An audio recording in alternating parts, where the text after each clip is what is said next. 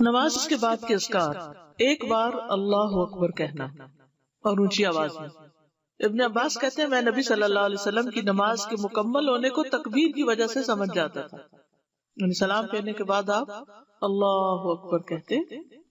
Number 2، 3 بار استغفر اللہ کہنا، میں اللہ سے بخشش مانگتا ہوں۔ صبان کہتے ہیں کہ رسول اللہ صلی اللہ علیہ وسلم جب اپنی نماز سے فارغ ہوتے تھے تو 3 مرتبہ استغفار فرماتے۔ ولید کہتے ہیں کہ میں نے اوزائی سے پوچھا آپ استغفار کس طرح فرمایا کرتے تھے، تو انہوں نے کہا آپ اس طرح فرماتے استغفر اللہ استغفر اللہ استغفر اللہ۔ اس کی کیا حکمت ہے؟ نماز کے بعد استغفار کرنے کی۔ استغفار کا مطلب ہے بخشش مانگنا، یعنی اگر کوئی ہم سے غلطی ہو گئی ہے، بھول چوک ہو گئی ہے تو اللہ تعالیٰ اس کو معاف کر دینا اور ہماری نماز قبول کر لینا، غلطی معاف کر دینا۔ نمبر 3، اللہم انت السلام ومنک السلام تبارکت ذی الجلال والاکرام۔ اس کے بعد تسبیحات، 33 بار سبحان اللہ، 33 بار الحمدللہ، 33 بار اللہ اکبر، اور 100 پورا کرنے کے لیے لا الہ الا اللہ وحدہ لا شریک لہ لہ الملک و لہ الحمد وہو علی کل شیء قدیر۔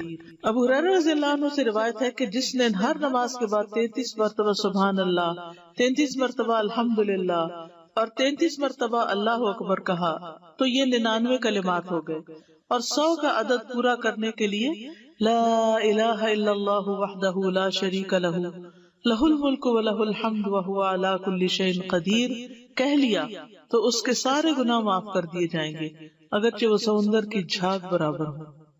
1.5 منٹ لگتا ہے، 1.25 منٹ لگتے ہیں جس میں آپ یہ سارا عمل کر سکتے ہیں، اور اللہ سبحانہ وتعالیٰ کو وہ عمل زیادہ پسند ہے جو روزانہ کیا جائے، ادومھا، دوام سے کیا جائے، ہلائی کی کوئی مجبوری ہو۔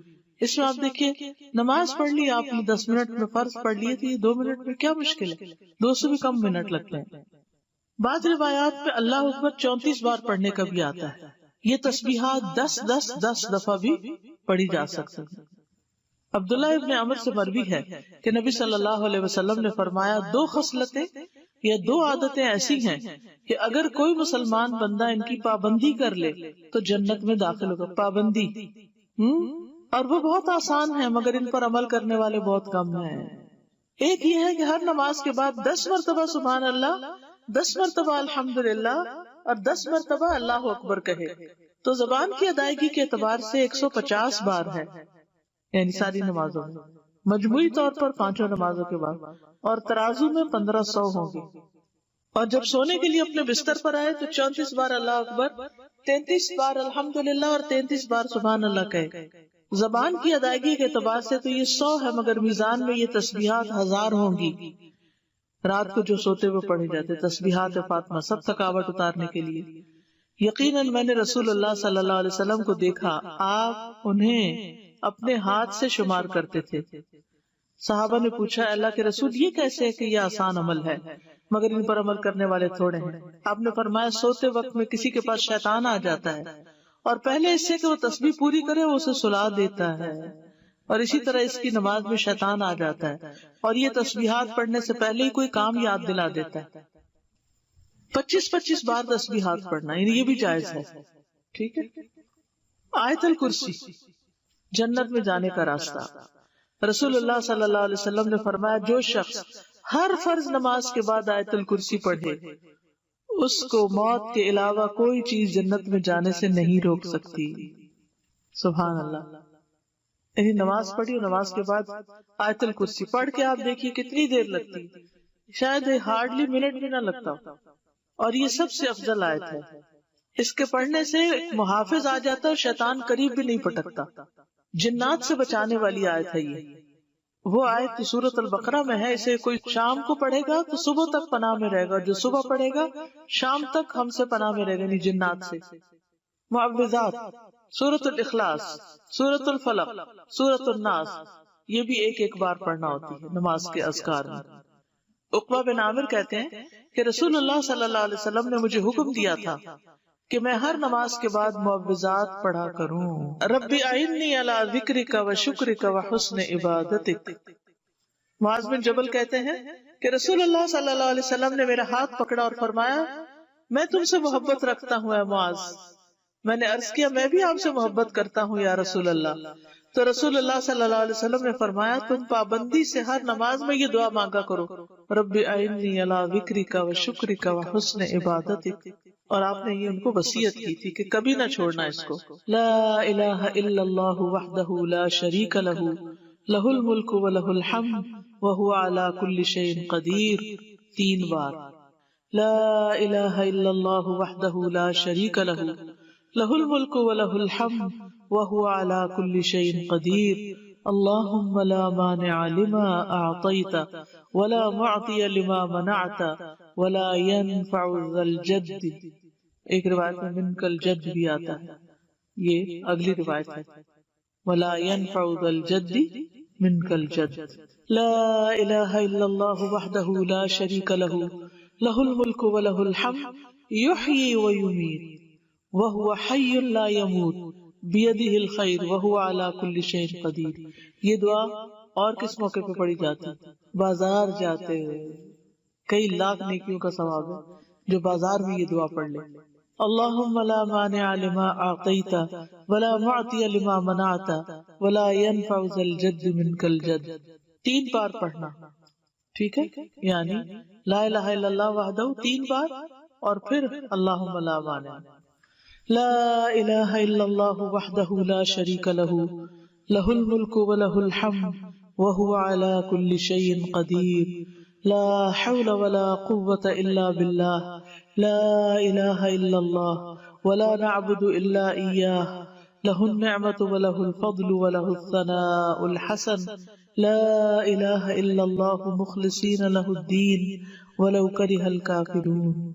رب قنی عذابک یوم تبعث عبادک. اے رب مجھے اس دن کے عذاب سے بچانا جس دن تو اپنے بندوں کو اٹھائے گا.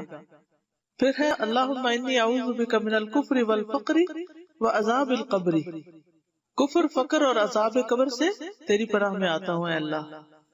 پھر اللہم اغفر لی ما قدمت وما اخرت وما اسررت وما اعلنت وما اسرفت وما انت اعلم به منی انت المقدم وانت المؤخر لا الہ الا انت. یہ اگلے پچھلے ظاہری باطنی سب گناہوں کی معافی کا اعلان ہے اس میں. سبحانک اللہم و بحمدک استغفرک و اتوب الیک. اچھے عمل پہ مہر لگانے والے کلمات ہیں یہ, یعنی جو شخص کسی مجلس میں بیٹھے پھر اس سے کچھ غلط باتیں ہو جائیں تو جب یہ کلمات آخر میں پڑھے گا تو وہ معاف ہو جائیں گے, کفارہ ہو جائے گی اس مجلس کا. رب اغفر لی وتب علی انک انت التواب الغفور. ایک انصاری صحابی کہتے کہ میں نے رسول اللہ صلی اللہ علیہ وسلم کو نماز کے بعد یہ دعا 100 دفعہ پڑھتے ہوئے سنا. رب اغفر لی وتب علی انک انت التواب الغفور. پھر اللہم انی اعوذ بک من الجبن واعوذ بک ان ارد الی ارذل الامور واعوذ بک من فتنة الدنیا واعوذ بک من عذاب القبر. پھر ہے اللہم اغفر لی وارحمنی واہدنی وارزقنی. فجر کی فرض رکعات کے بعد کے اذکار. سبحان اللہ 100 بار, لا الہ الا اللہ 100 بار, ٹھیک ہے. 100 دفعہ والے 2 اذکار. ابو ہریرہ کہتے ہیں کہ رسول اللہ صلی اللہ علیہ وسلم نے فرمایا جو صبح کی نماز کے بعد 100 دفعہ سبحان اللہ اور 100 دفعہ لا الہ الا اللہ پڑھے اس کے گناہ معاف ہو جائیں گے اگرچہ وہ سمندر کی جھاگ کے برابر ہو. سلام کے بعد تشہد کی حالت میں کسی سے بات کیے بغیر ذکر کرنا, کسی سے بات کیے بغیر ذکر کرنا. ابو ذر سے مروی ہے کہ رسول اللہ صلی اللہ علیہ وسلم نے فرمایا جو شخص فجر کی نماز کے بعد نماز میں تشہد میں بیٹھنے کی طرح اپنی ٹانگ کو دوہرا کیے ہوئے ہو اور کسی سے بات کیے بغیر 10 مرتبہ لا الہ الا اللہ وحدہ لا شریک لہ لہ الملک و لہ الحمد یحیی و یمیت وہو علی کل شیء قدیر پڑھے گا, اس کے لیے 10 نیکیاں لکھ دی جائیں گی, اس کے 10 گناہ معاف کر دیے جائیں گے, اس کے 10 درجات بلند کر دیے جائیں گے, اور وہ اس دن ہر برائی سے محفوظ رہے گا اور اسے شیطان کی پہنچ سے دور کر دیا جائے گا, اور اس دن اللہ کے ساتھ شرک کے علاوہ کوئی گناہ اس لائق نہیں کہ اس کو پکڑ میں مبتلا کر دے. لا علمی جو ہے, نا علم ہونا جو ہے کتنا نقصان دہ.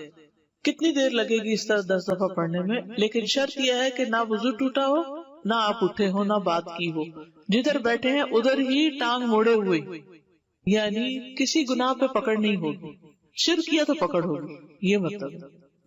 مغرب کی نماز کے بعد کا ذکر، سنن ترمذی کی روایت میں آتا ہے جو شخص لا الہ الا اللہ وحدہ لا شریک لہ لہ الملک ولہ الحمد یحیی ویمیت وہو علی کل شیء قدیر مغرب کے بعد 10 بار پڑھے گا، اللہ اس کی حفاظت کے لیے اسلحہ بردار فرشتے بھیجے گا جو اس کی صبح تک شیطان سے حفاظت کریں گے۔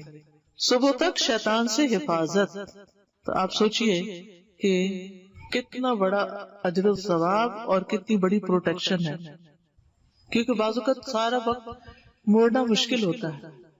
افضل پوزیشن نماز کے بعد اذکار کرنے کی کیا ہے؟ 2 زانوں ہو کے بیٹھنا، لیکن اگر آپ اتنی دیر بیٹھ ہی نہیں سکتے، کچھ لوگوں کی تو ٹانگ مڑتی بھی نہیں ہے گھٹنوں کی تکلیف کی وجہ سے، تو پھر ایسی صورت میں 4 زانوں ہو کے بھی بیٹھ سکتے ہیں۔ اگر نیچے بالکل ہی نہیں بیٹھا جا رہا تو پھر کرسی پہ بیٹھ جائیں، اللہ کو تو پتا ہے کہ آپ کیوں ایسے کر رہے ہیں، صرف ریسٹ کے لیے نہیں بلکہ مجبوری کے تحت۔